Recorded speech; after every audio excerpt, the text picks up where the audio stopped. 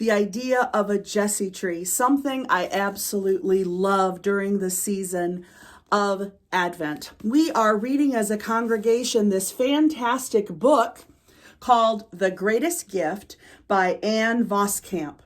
And if you want to participate, I just gave away my last copy, so you'll have to go online or drop by a bookstore and see if you can find it. Wonderful, wonderful book. And what I love about it is that it gets us ready for Advent. It allows us to have a daily devotion. You can do it with family. You can do it alone. I wanted to read something at the bottom of page 5 because I thought this was so good. Gaze on the shoots of glory to grow deep roots in God. The theology of the tree, the cross, always seeks the presence of God in the belittled gifts of the world.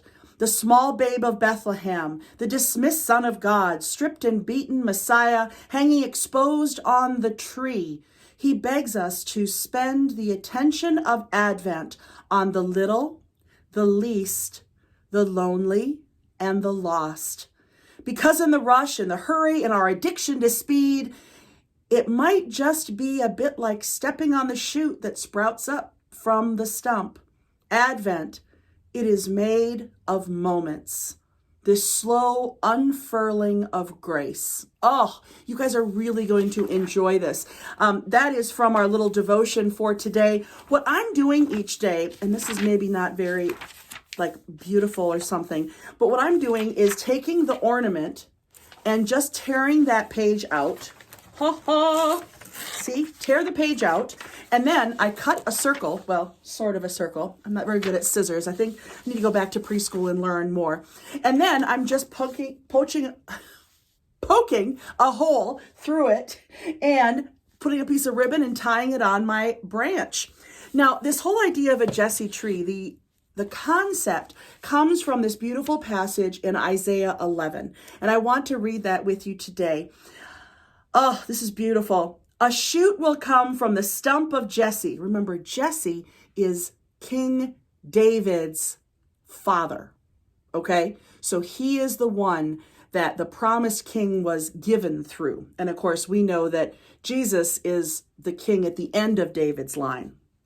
A shoot shall come from the stump of Jesse.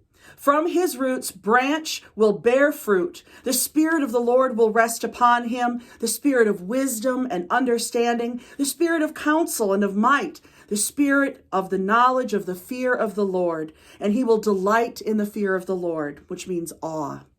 He will not judge what he sees by his eyes or decide what he hears with his ears, but with righteousness he will judge the needy. With justice he will give decisions for the poor of the earth. He will strike the earth with the rod of his mouth, and the breath of his lips he will slay wickedness. Righteousness will be his belt, and faithfulness the sash around his waist. The wolf will lie down with the lamb, and the leopard will lie down with the goat, the calf and the lion and the yearling together, and a little child shall lead them. The cow will feed with the bear, and their young will lie down together. The lion will eat straw like the ox. The infant will play near the cobra's den, and the young child will put his hand into the viper's nest. No one will harm nor destroy on all my holy mountain, for the earth will be filled with the knowledge of the Lord as the waters cover the sea. In that day, the root of Jesse will stand as a banner for the peoples. The nations will rally to him, and his resting place will be glorious. Oh, what a fantastic remembrance during this crazy time of politics and COVID and everything, to remember that God's story plays out in our lives every day, and that we are promised this peaceable kingdom. And not only are we waiting for when we go to heaven, but we can enjoy those moments of peace now.